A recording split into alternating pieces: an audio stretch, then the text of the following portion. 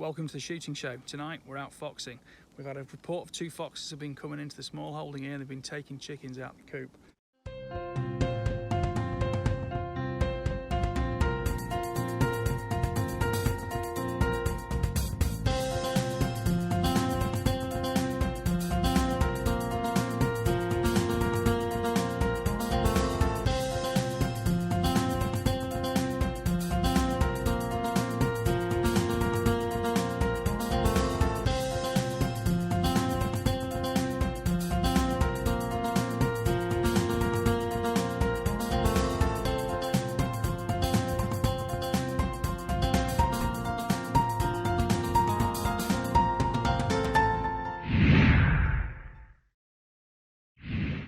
The rifle I'm using is a Steyr and Pard CL2 SX mounted in 223. You can see this has got quite a nice barley twist on the barrel there. The scope is a Night Force SHV and I've got a PVIRL illuminator on that because on the back end we've got a Pard 007A. This is a cracking piece of kit, and with all these different collars on the back, you can buy different collars for different rifles, but you can zero your rifle scope absolutely as normal, and then that just clips on and off for when you do need digital day vision or night vision. It's excellent. There's an illuminator here, which is great for rimfires, but the bigger one there is better. It gives me capacity up to about 300 meters, depending on the exact precision of the shot I need to make. Ammunition, 55 grain Hornady Varmint Express. I've been relying on it for years. Excellent stuff. And I've got a Hick Lynx Pro LH19, which I have been using for about 9 months. And you know what? What an excellent value piece of kit that is. We've got an excellent vantage point overlooking the whole farm area from the bale stack here. So we've come up the ladder, we're on top of the bales now, and we've got overwatch of the whole property. Most of the foxes we've seen here in the past have been shot in those fields in front of us. I've shot quite a few just in that area there. But we do get a few coming at that corner at the top there, and more over there. There's a railway line in the distance, and we think there might be some foxes getting dumped. Although I've used some significantly more expensive thermal and night vision kit for shooting on a rifle and spotters as well, I think this perhaps represents what I would consider the best value for money setup I have used so far.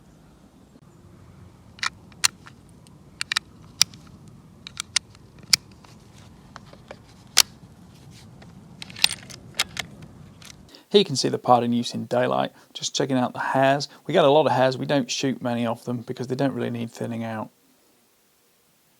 Here you can see where side parallax is exceptionally useful with the Pard. The image snaps in and out crisply and cleanly in focus. That hair's about 150 metres away, and I don't think you'd have problems taking a clean headshot on it.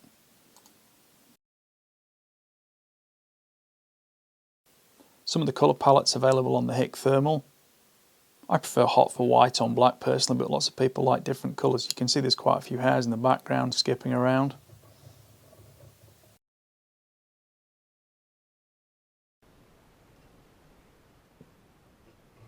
Now I'm just setting up the illuminator on the Pard. Everybody likes a different beam size, a different beam strength. You just kind of have to vary them and adopt them as the night goes on and situations change and vary. Too much power can have too much intervening reflection depending on ground and foliage. But this is why adaptable lights like the PVIRL can be quickly controlled and varied to the situation ideally. The thing I love about digital night vision is being able to see all factors in front of you, and although thermal is great for initial location of quarry, I still prefer night vision for actual shooting. Here you can see we've got quite a lot of intervening long ground foliage, yet we're not getting too much reflection and white out, so I'm getting great results from the PVIR with the Pard 007A. Although the reticle doesn't maybe look quite square to you, you don't notice it when you're looking through it and shooting with it. It's only in video footage afterwards you think, I must get round to just straightening that collar up slightly. You've got the capability of using the manual zoom settings on a zoom rifle scope, or with the button on the back of the Pard, clicking up through the magnification settings. Side parallax is crucial so you can get ideal focus for the image. A non-side parallax scope or even a front parallax scope would slightly destroy the point of the Pard. You can tell by the silence that I'm using the manual focus of the scope on the ocular collar itself. When you hear the clicking through the recording, that's because you're pressing the button on the back, because the Pard does record all sound as well. And there you go, you can hear the clicking there as I use the digital zoom through the Pard.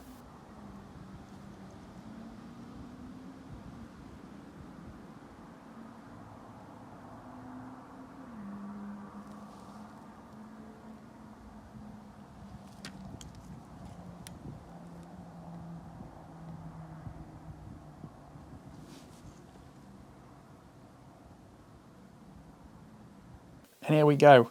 Caller number 1. This one's come from one of the characteristic locations we always see them pop over a stile at that little woodland at the top. They come down this fence line and they either go laterally across the gap between the fields or along down the fence line where we're going to see this one go now.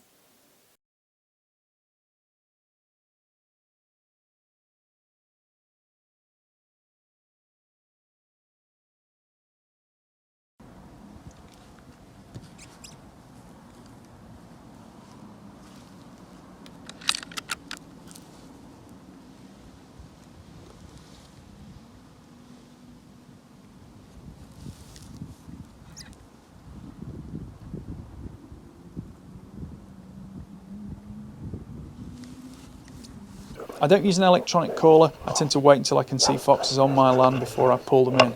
A few squeaks just to gain his attention, maybe a call just to make him stop and pause. Depends on how flighty they are. I'm literally just pursing my lips and squeaking the most simplistic way possible. This is obviously a young fox and not too wily at all. Here, Chris, take that, watch it. He's coming into it.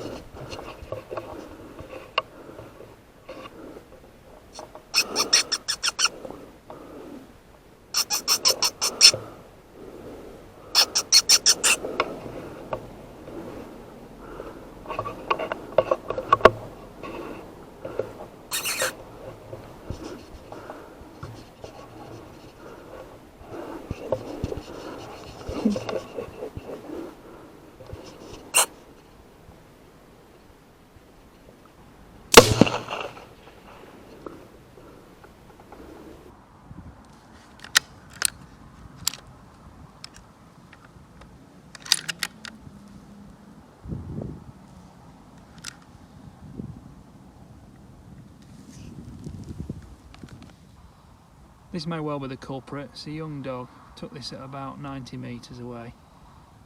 It fell so flat, so quick, we had to have a good search around with it because even the thermal couldn't pick it out in the long grass that we've got it. Very little superficial wound injury, but it's gone clean through the skin and you can feel it's quite soupy inside, front end in the chest.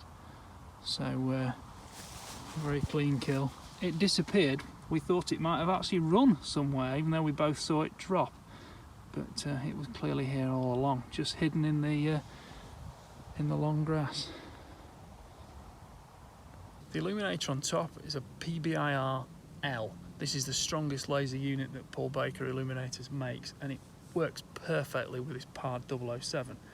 I was always a bit unsure about these Pard 007s that fit on the back of the scope, but actually, now that I've given them fair chance, they are brilliant because I can take it off like that and I've got my regular daylight scope and it literally clips back in that easily with no messing around, no zeroing issues, nothing, and I've got all my buttons to control here. Okay, we've got a slight ergonomic change in the fact that you kind of wind your neck in a little bit with it. But on a low recoil rifle like this 223 or a 243, it really doesn't matter at all. And given the fact you can buy additional collars for them, you can put this on every single one of your rifles for which you need night vision. So you could put it on an air rifle for ratting, an FAC air rifle, your 2.2 rimfire for rabbiting, or a 223 or a 243 for foxing. It really is a fantastic bit of kit and I'm so pleased with it.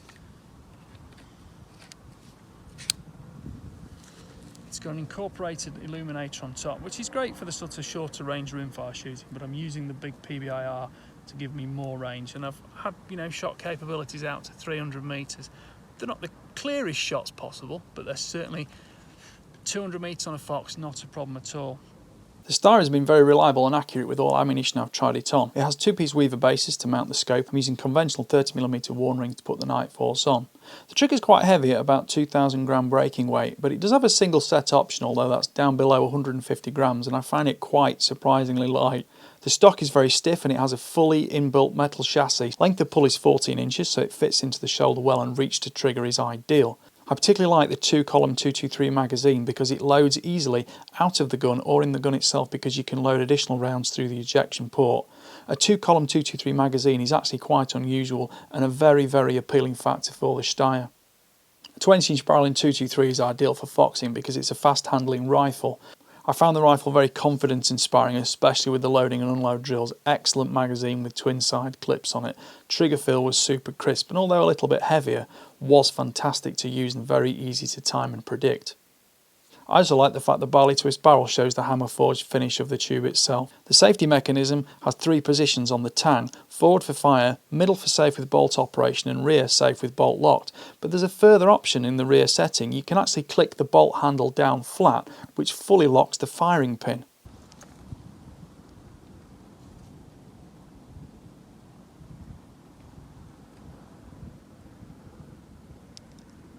And now we can see caller number 2 coming just through the fence line. We were actually relocating back up on top of the bales after fetching the first fox at this point, so we had to be very quiet. You can see me lean over and peer around the actual fence, and this fox has got a bit of a limp.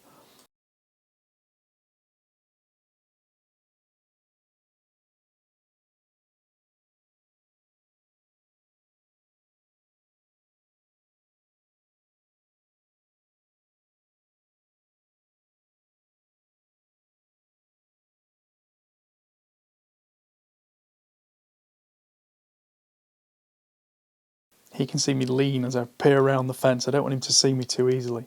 There's no safe shot or safe backstop in this direction because we're actually pointing back towards a fairly close road. We need to make sure he moves out to the right and into the field. So we'll give him a few squeaks, see if he moves around.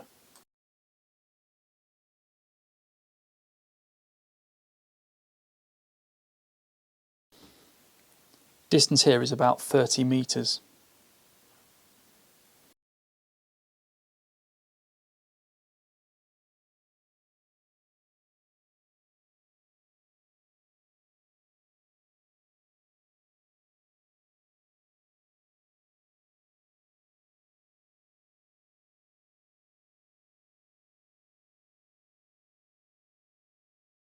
I was too busy now at this point getting back up onto the bales and making sure I didn't make any noise so that I was ready for him, because I saw him start to go past the tractor and back out into the field. I didn't have time to video him on the thermal. I was too busy getting back on the rifle. He can see him. He goes back through the fence, past the tractor. By the time I'm back up on the bales with the rifle, there's no time to spare. Still quite young, quite quizzical, definitely not wily. The shot was taken at about 50 or 60 metres in the end.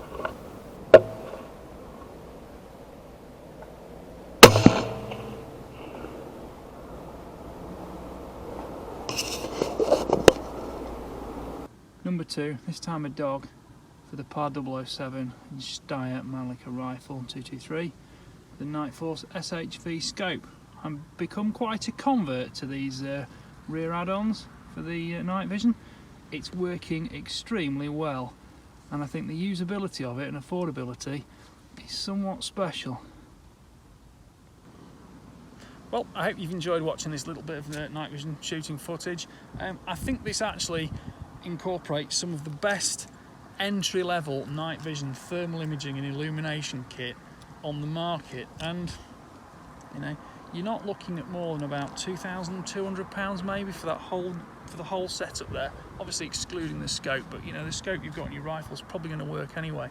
It's best if you've got side focus, and actually the very highest end optics aren't necessarily the best ones to have because they do filter out some of the infrared, which is so useful to the digital camera inside this. But actually I'm very happy using this, and I've used thermal and night vision kit pretty much as expensive as it gets.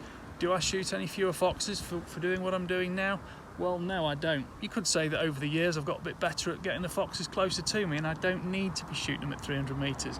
But yeah, I have the choice of whatever I like, and I'm actually really happy with that because I do like to associate its use with every man. You know, not everybody can afford a £4,500 thermal rifle scope and a £4,500 spotter. So, great stuff.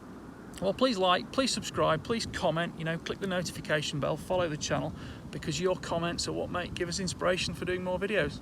Thank you for watching. Bye for now.